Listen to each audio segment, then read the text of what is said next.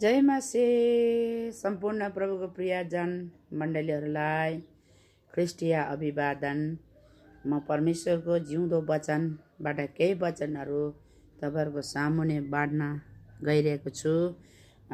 परमेश्वरको वचनले भन्दछ याकु 4को 8मा तिमीहरू मेरो नजिक आऊ, म तिमीहरूको नजिक आउँछु। अनि युहन्ना 15को 4मा भनेको छ ममा रहो, म तिमीहरूमा रहनेछु। जसरी हाँगा दाखो बोर्डमा रहेन भने त्यो आफैले फल फलाउन सक्दैन, त्यसरी तिमीहरू ममा रहेनौ भने तिमीहरूले पनि सक्दैनौ। साँच्चै नै प्रिय मित्र, यो साँचो कुरा हो।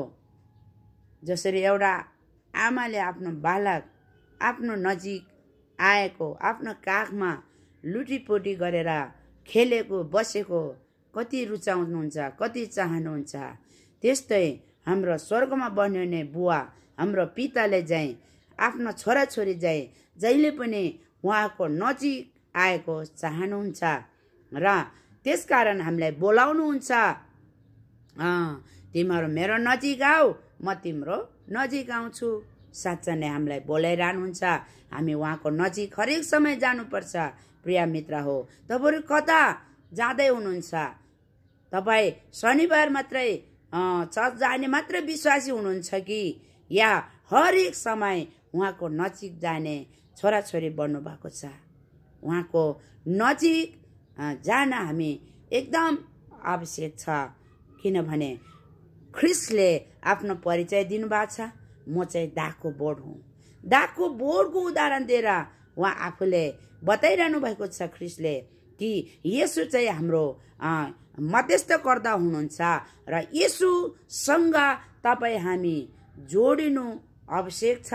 अनि येशूसँग हामी छोराछोरी हामी मण्डली चाहिँ जोडिनु भयो भने अनि तपाई हामी पिता कहाँ हाम्रो सम्बन्ध असल हुन्छ।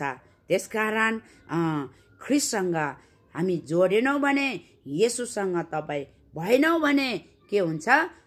केही पनि फल फलाउन सक्दैनौ, तपाईले केही पनि गर्न सक्नुहुन्न। येशूसँग रहनु एकदम जरुरी छ, ख्रिस्टसँग जोडिनु जरुरी छ। त्यसकारण हामी हरेक समय येशूको नजिक गएर हाम्रो परमेश्वरसँग हामी सम्बन्ध राख्नुपर्छ। अनि मात्रै तपाईले गर्नुभएको काम, योजना, परमेश्वरको सेवकाई, परमेश्वरको शक्तिशाली महिमा र आराधना गर्न सक्छौ र हामी उहाँको नजिक जानुपर्छ। किनभने तपाई हामी उहाँका बालकहरू हौ। हामी उहाँ हाम्रो बुवा हुनुहुन्छ। हामी बुवा भनेर हामी उहाँको नजिक हरेक समय जानु पर्दछ।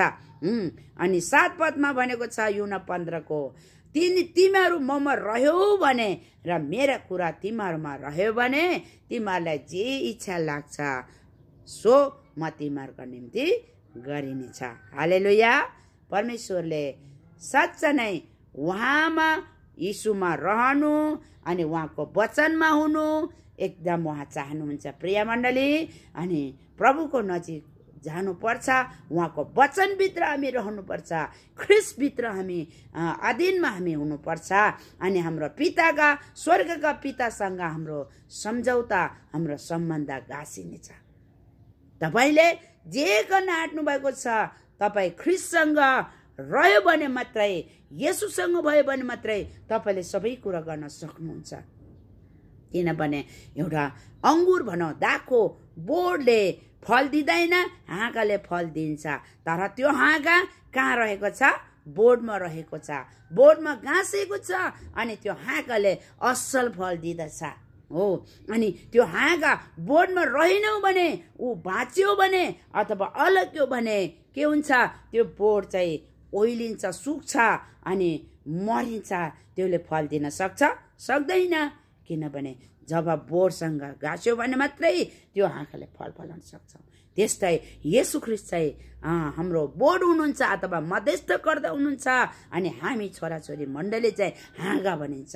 अनि हामी मण्डली हामी चाहिँ ख्रिस्टसँग गाँसेर हामीले उहाँको महिमा गर्न सक्छौँ, उहाँका काम गर्न सक्छौँ, अनि उहाँको आराधना गर्न सक्छौँ, अनि गवाई बाँड्न सक्छौँ, प्रचार गर्न सक्छौँ। हामी चाहिँ हामीले आँटेको काम पनि ख्रिस्टसँग गर्न सक्छौ।